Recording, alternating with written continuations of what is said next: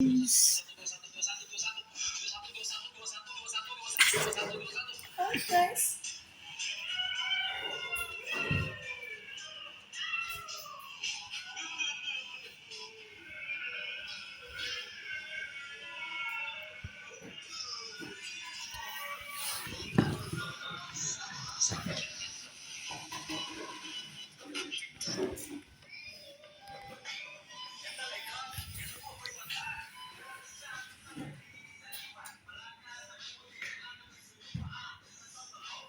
Video.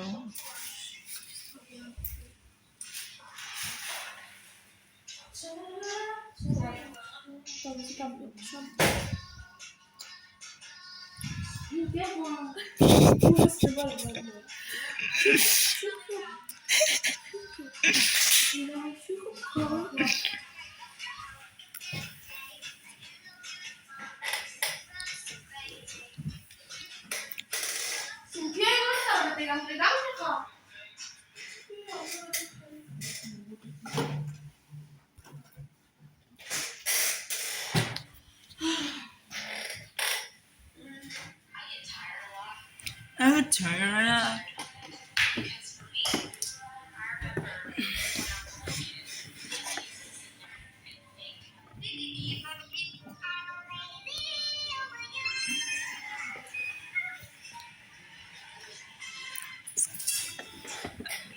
Halo guys.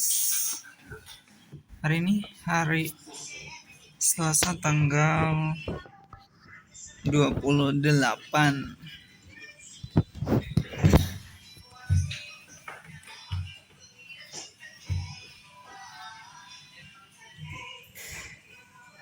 Itu adalah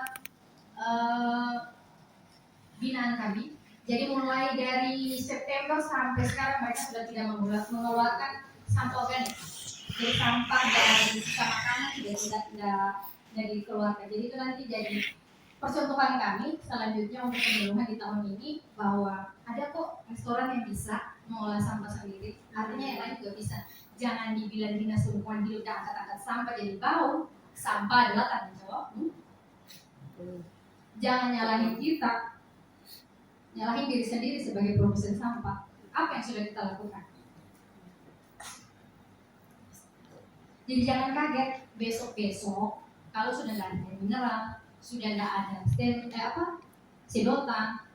Salah satunya kami sementara menyusun, kami bertiga sementara menyusun draft peraturan wali kota Ternate terkait pelarangan penggunaan plastik sekali pakai. Jadi di dalamnya termasuk kampus tidak boleh menyediakan air mineral dalam kemasan. Rapat-rapat tidak boleh lagi.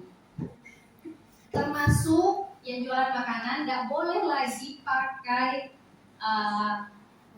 bungkus nasi yang warna coklat. Menurut adik-adik, styrofoam salah satunya. Menurut adik-adik plastik pembungkus plastik yang kertas itu dia kertas atau plastik? Ada kertasnya, ya, dan itu termasuk plastik sekali pakai dan tidak bisa didaur ulang. Dia termasuk residu. Ada boleh minta tolong dipastikan materinya langsung di bawah aja, di bawah. Itu boleh dibesarkan.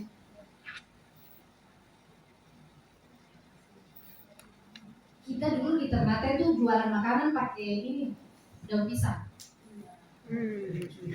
Nasi kuning pakai daun pisang lebih sadap daripada bungkus kertas nasi.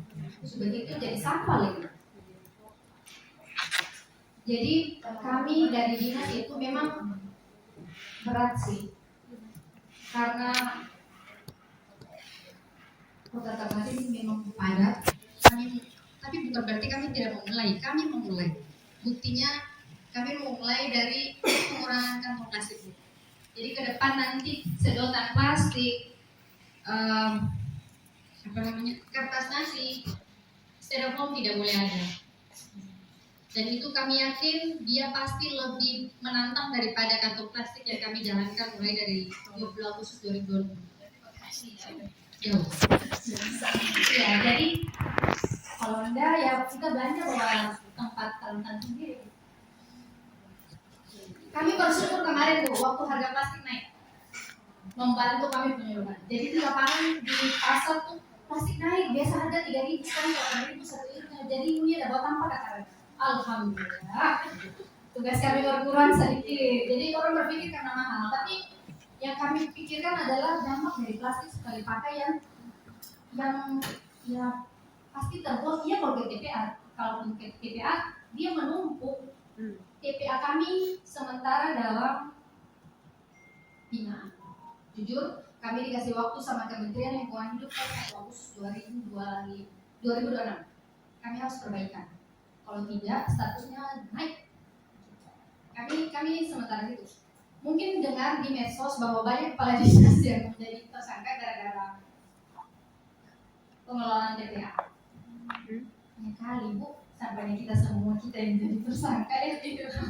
Tapi bukan berarti kita dilepas tangan, tapi kita meminta semuanya untuk bertanggung jawab atas sampahnya kita sendiri. Jadi kalau ada mahasiswa, mulai sekarang tangan kami mau tablet, ada kok yang berobat. Pergi ngopi, jangan minta plastik lagi, bawa tumbler yang kecil, beli bawa sendiri. Nanti ditukar sama belinya di dalam situ, biar dan jadi dosa kita tambah-tambah sampah. Sampah plastik ini paling banyak, dia ringan. Komposisi sampah yang paling banyak yaitu organik karena memang dia berat. Tapi volume yang paling kelihatan banyak itu plastik. Yang jadi masalah nanti apabila dan sudah tidak ada lagi. Bagaimana dengan industrinya? Jadi kita diminta untuk nanti beralih ke semua kalau mau usaha air mineral ya dalam galon. Tapi galonnya yang bisa ditukar kembali gitu. Biar tidak menimbulkan sampah. Jadi nanti kalau pergi minum kalau pemuda Mustarapa sedotan plastik sudah tadi.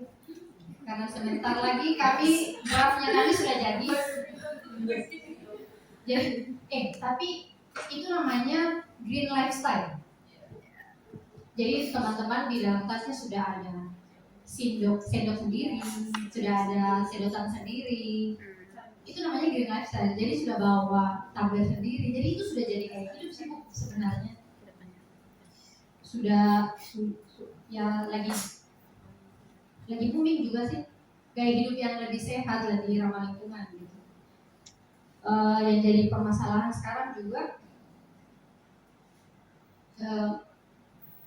banyak refill itu yang tidak bisa maunya jadi ekobrik sih ya. Tapi besok mau sampai kapan jadi ekobrik gitu ya? Jadinya besok pasti dari kebijakan dari pusat untuk pengurangan itu. Yang mulai sekarang ya paling air mineral dulu 3 ton. Jangan gitu. Untuk air mineral 1 liter saja yang diizinkan dari pemerintah, ini nggak boleh ada plastiknya lagi, harus diembos. Jadi mereknya harus diembos. Jadi nanti kalau misalnya masuk di pabrik daur ulang, udah dibuka lagi ininya, tinggal plastik.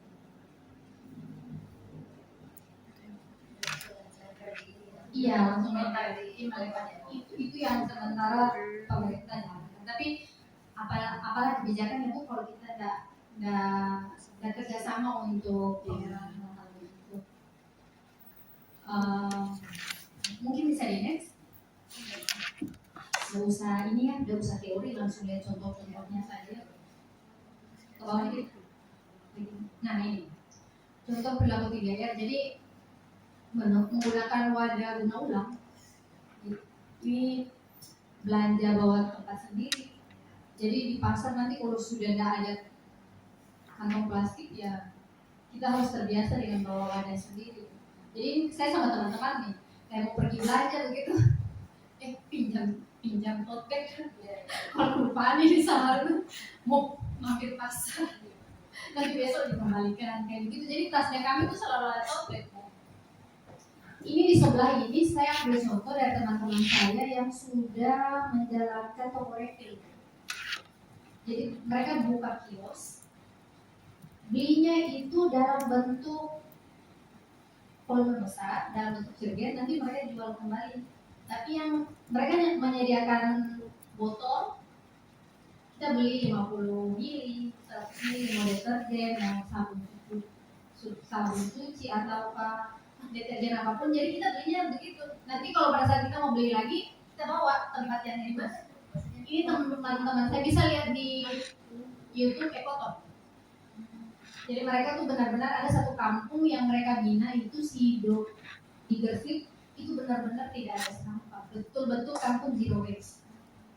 Jadi 75 kakak di situ, satu kampung itu nggak ada bilang beli-beli refill. Kompos mereka taruh di biopori. Ada juga yang rumahnya dilengkapi dengan takakura. Untuk mengurangi saset mereka sudah ada toko refill yang dibina Dasar Wisma. Kami insya Allah doakan kami mampu untuk buat satu percontohan di Kota Ternate. Ya kami butuh dukungan. Maksudnya adik-adik kan biasa main medsos ya, kalau ada yang kayak begitu tolong di edukasi ini kan kewajiban kita semua yang terpelajar ya. Kalau mungkin orang kurang ya dikasih tahu gitu, karena penelitian dari teman-teman Ekoton tuh sudah banyak ikan, termasuk ikan di Ternate yang mikroplastik. Di udara juga demikian karena dari pembakaran sampah. Jadi kita di dalam darah ini sudah ada mikroplastik. Jadi kemarin tuh mikroplastiknya terdeteksi, saya taruh wadahnya itu, saya belum bikin ini sih materinya, saya taruh wadahnya itu di depan rumah saya, satunya di daerah Moyas, satunya di depan kantor Bank BPRS, itu tetap terdeteksi. Dari bahan juga bisa, apalagi dari asap pembakaran itu mengandung mikroplastik. Mikroplastik itu sekarang menjadi ancaman sih, bukan cuma rokok aja yang jadi ancaman, bukan, tapi mikroplastik betul ancamannya. Jadi bagaimana sih zero waste itu komitmen dari diri sendiri sih, bukan siapa-siapa, tapi komitmen kita dari diri sendiri. Jadi nanti adik-adik kalau bikin kegiatan saja, kami di dinas biasa gitu mulai sekarang. Saya tampilkan contohnya. Jadi di undangannya kami bawa tumbler. Kami menyediakan makan siang, kalau mau bungkus silahkan bawa tempat makan sendiri. Jadi kami tidak menyediakan kotak-kotak lagi. Itu kami lakukan juga pada saat sosialisasi dengan di kelurahan, mungkin bisa barengan dengan kami. Jadi itu jadi programnya KKN. Iya, jadi kami karena penyuluhan ini nggak mungkin, kami sudah berapa kali mengumpulkan RT ya, tapi tersampaikan tidak ke masyarakat. Akhirnya waktu itu saya ada teman-teman Ekoton datang, kami door to door dapat 60 rumah, bisa bila sama. Tapi ternyata metodenya kita di Maluku Utara tidak bisa lewat media sosial kayak gitu. Kita harus ketemu langsung, dan itu kami berulang kali 7 hari bu. Kita door lagi, ada 60 rumah. Saya dibantu teman-teman. Ada 2 orang yang main ke sini. Saya manfaatkan, daripada cuma main, ayo bantu saya di satu kelurahan. Jadinya kalau memang ada yang KKN dibina sama ibu bapak dokter ini, ya itu bisa kita edukasi ya, door to door ke masyarakat. Karena kalau lewat sosmed cuma bilang teriak, kita harus edukasi. Kita yang ini bilang sampai ini, yang ini jangan, nanti dimasukkan ke sini kayak gitu. Sampai kami ajarkan buat kompos kebu dari sisa-sisa makanan, pakai karung saja dengan tanah. Itu aja. Iya. Cuman kan masyarakat kalau mau beli kompos bag juga kalau uang lagi. Akhirnya karung berasnya mereka kami edukasi untuk ember bekas. Bisa ember bekas, karung bekas, kami biasa ambil dari karung bekas beras. Jadi itu bikin kompos dari situ. Jadi tanah sampah. Jadi seperti kubur, jadi seperti kubur sampah gitu. Jadi seperti sumur zaman, tapi di dalam wadahnya karung. Karena kan tidak semua orang punya lahan yang bisa buat sumur biopori.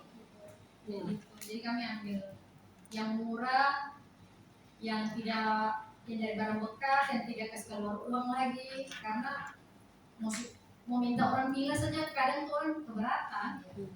Kenapa nih tambah-tambah kerja pilih-pilih sampel kayak gitu, pasti masalahnya kita ketemu sama protes gitu. Mungkin demikian itu saja dari saya. Ada yang lain?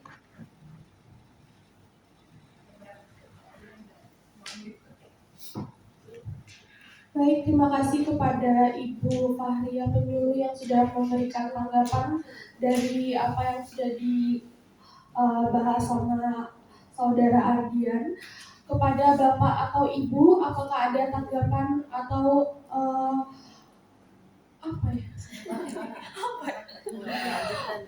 atau ada kelanjutan dari apa yang sudah dibahas oleh Ardian, misal dari Ibu Mila? Sudah. Iya, terima kasih. Kalau dari Bapak atau Ibu yang perwakilan dari Dinas Lingkungan Hidup, Bapak siapa? Bapak Irfan dan Ibu. Apakah ada tambahan lagi? Tidak. Kalau untuk Bapak Dr. Asaf, Pak? Sedikit saja. Oh iya Pak, silakan Pak. Banyak tadi.